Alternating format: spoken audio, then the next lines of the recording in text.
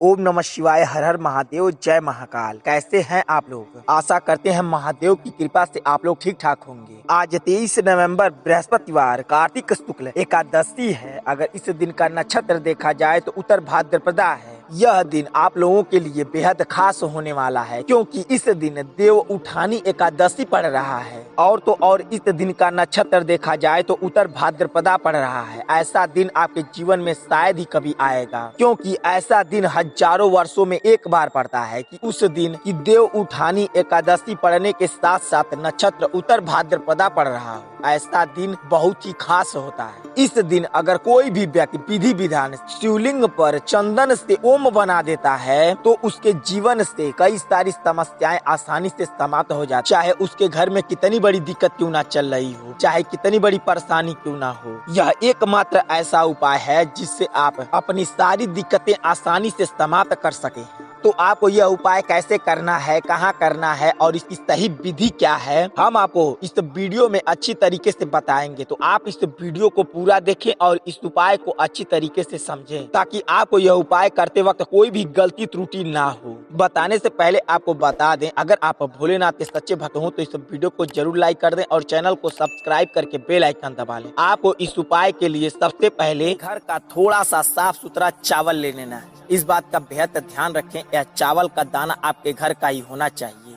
आपको गिनती नहीं करनी है चावल का, थोड़ा सा आपको चावल ले लेना है और आपको कम से कम 3 बेलपत्री ले लेना है। अब आपको थोड़ा सा अपने घर से तिल का दाना ले लेना है। वो भी कौन सा तिल लेना है? काला तिल लेना है। हाँ, कई भाई बंधु कहते हैं कि तिल हमारे यहाँ नहीं होता, हम तो दुकान से खरीद के लाते हैं। ठीक है, आप दुकान से खरीद के लाते हैं, आपको वह तिल का दाना अपने घर पर ला के रख देना है और उसके बाद आप अपने घर में जहाँ कहीं भी पूजा पाठ करते हो उस तिल के दाने को अच्छी तरीके से रख देना है और जैसे पसार देना है। उसके बाद बिटोर के उसे किसी अच्छे से बर्तन में रख लेना है। अब आपको वह तिल का दाना ले लेना है। हाँ, अगर आपके घर का तिल का दाना हो तो और अच्छी बात है। और आपको थोड़ा सा चंदन ले लेना है। इन सारी सामग्रियों के साथ साथ आपको 1 लोटा जल ले लेना है। इस बात का बेहद ध्यान रखें, जो लोटे का जल लें वो अपने घर से ही भरना है। ये नहीं कि रास्ते में कहीं से भर लें, नहीं, आपको लोटे का जल अपने घर से ही भरना है। और आपको उस लोटे के जल में, अगर आपके घर में गंगा जल हो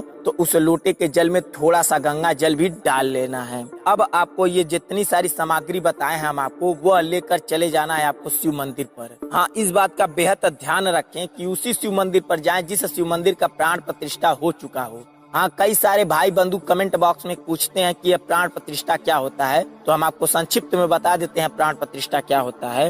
प्राण प्रतिष्ठा, जब किसी भी मंदिर की स्थापना की जाती है तो सबसे पहले उस मंदिर में प्राण प्रतिष्ठा ही किया जाता है, उसके बाद ही पूजा पाठ किया जाता है। यानी प्राण प्रतिष्ठा होने के बाद ही उस मंदिर में पूजा पाठ किया जा सकता है। जैसे ही आप शिव मंदिर पर जाएं, सबसे पहले शिव मंदिर का मेन चौखट पर अपना सिर छुआकर भगवान शिव का नमन कर लें। उसके बाद ही चौखट पर चढ़ें। मंदिर पर जाने के पहले जैसे ही आप मंदिर में चले जाएं, सबसे पहले आपको घंटी को 3 बार बजाकर हर हर महादेव का एक बार नारा जरूर लगा लें। अब आपको शिवलिंग के सामने बिल्कुल जाके बैठ जाना है। इस बात का बेहद ध्यान रखें, जब आप शिवलिंग के सामने बैठ रहे हो तो आपका मुख उत्तर और पूरब के बीचों बीच होना चाहिए। हाँ, अगर उस मंदिर में आपको उत्तर पूरब बैठने की जगह ना हो तो आप पूरब की दिशा की ओर करके मुंह बैठ सकते हैं। हमारा मानना यह है कि मंदिर को ध्यान में रख के ही बनाया जाता है कि उत्तर पूरब की दिशा की ओर भक्त आके बैठकर पूजा पाठ कर लें। तो आपके मंदिर पर भी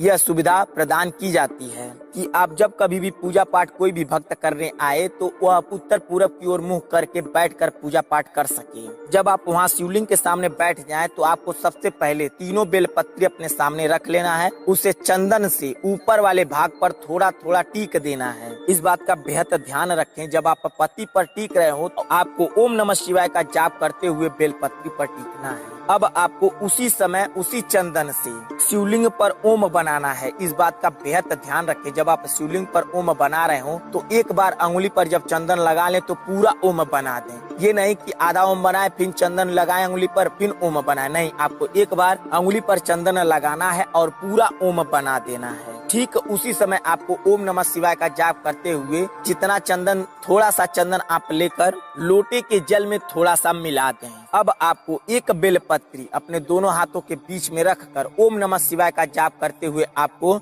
अशोक सुंदरी की जगह रख देना है। फिर आपको दूसरी बेलपत्री उठाना है, दोनों हाथों के बीच में रखकर ओम नमः शिवाय का जाप करते हुए आपको शिवलिंग के ऊपर रख देना है। अब आपको तीसरी बेलपत्री उठाना है, ओम नमः शिवाय का जाप करते हुए आपको जलधारी के बिल्कुल नीचे उसके सिधाई पर रख देना है। अब आपको थोड़ा सा तिल लेना है और थोड़ा सा चावल लेना है। अपने दोनों हाथों के गदोरी को बीचों बीच रख कर आपको दोनों हाथ जोड़कर ओम नमः शिवाय का कम से कम 21 बार जाप करना है और थोड़ा सा तिल चावल ओम नमः शिवाय का जाप करते हुए जो शिवलिंग के ऊपर बेलपत्री रखे हैं, जहां आप टीके हैं चंदन से, वहीं पर थोड़ा सा रख देना है। फिर आपको ओम नमः शिवाय का जाप करते हुए जो अशोक सुंदरी की जगह बेलपत्री रखे हैं वहां पर रख देना है। हाँ, इस बात का बेहद ध्यान रखें, जहां आप टीके हैं चंदन से उसी के ऊपर बेलपत्री पर रखना है। फिर आपको ओम नमः शिवाय का जाप करते हुए तिल और चावल जो जलधारी के बिल्कुल सिधाई पर जो बेलपत्री रखे हैं उसके ऊपर रख देना है। अब आपको लोटे का जल लेना है, शिवलिंग पर धीरे धीरे ढालना है। इस बात का बेहद ध्यान रखें, जब आप लोटे का जल शिवलिंग पर ढाल रहे हो तो आपको श्री शिवाय नमस्तुभ्यम का जाप करना है। और कब तक जाप करना है? जब तक लोटे का जल पूरा गिर ना जाए। और इस तरीके से आपको लोटे का जल गिराना है, कम से कम आप 11 बार श्री शिवाय नमस्तुभ्यम का मंत्र जाप कर सकें। जब आप 11वां बार श्री शिवाय नमस्तुभ्यम बोल रहे हो तो आपको लोटे का जल पूरा गिरा देना है और उसी समय आपको जो जलधारी के बिल्कुल सिधाई पर जो बेलपत्ती रखे हैं उसकी सिधाई पर लोटा रख कर थोड़ा सा जल जो कुछ भी बचा हो शिवलिंग के साथ जो गिर रहा हो 1-2 बूंद लोटे में जरूर रोक लेना है। अब आपको वह लोटे का जल और जो जलधारी के बिल्कुल सिधाई पर जो बेलपत्री और चावल तिल रखे हैं उसे आसानी से उठा लें ताकि गिरे ना। जो चावल तिल बेलपत्री पर हो वह गिरे ना, चाहे 1 हो चाहे 2 हो। उस बेलपत्री वाला चावल और तिल आपको बेलपत्री के सहित उठा लेना है। अब आपको लोटे का जल और बेलपत्री तिल और चावल लेकर चले आना है अपने घर पर। सबसे पहले आपको लोटे के जल में थोड़ा सा और जल मिलाकर अपने पूरे घर में ओम नमः शिवाय का जाप करते हुए छिड़काव कर देना है। अब आपको जो चावल तिल लेकर आए हैं उसे किसी भी साफ सुथरे कपड़े में बांधकर अपने मेन गेट पर उसे बांध देना है। और जो बेलपत्री बचा है उसे आप अपने घर में कुछ ऐसी जगह रखें जहां पर कोई आता जाता ना हो और वहां पर किसी का गंदा हाथ पैर ना पहुंचता हो। ऐसी साफ सुथरी जगह उस बेलपत्री को रख दें। इतना करने से आपका यह उपाय पूर्ण होगा और आपकी जो इच्छा है, जो मनोकामना है वह शीघ्र ही पूर्ण होगा और अवश्य ही पूर्ण होगा। अगर आपको यह उपाय समझ में आ गया हो तो कमेंट बॉक्स में श्री शिवाय नमस्तुभ्यम जरूर लिखें। अगर नहीं समझ में आया हो तो कमेंट बॉक्स में पूछ सकते हैं, हम आपको वहाँ भी बताने और समझाने की पूरी कोशिश करेंगे। चलिए मिलते हैं आपसे अगली वीडियो में, तब तक के लिए श्री शिवाय नमस्तुभ्यम। हर हर महादेव।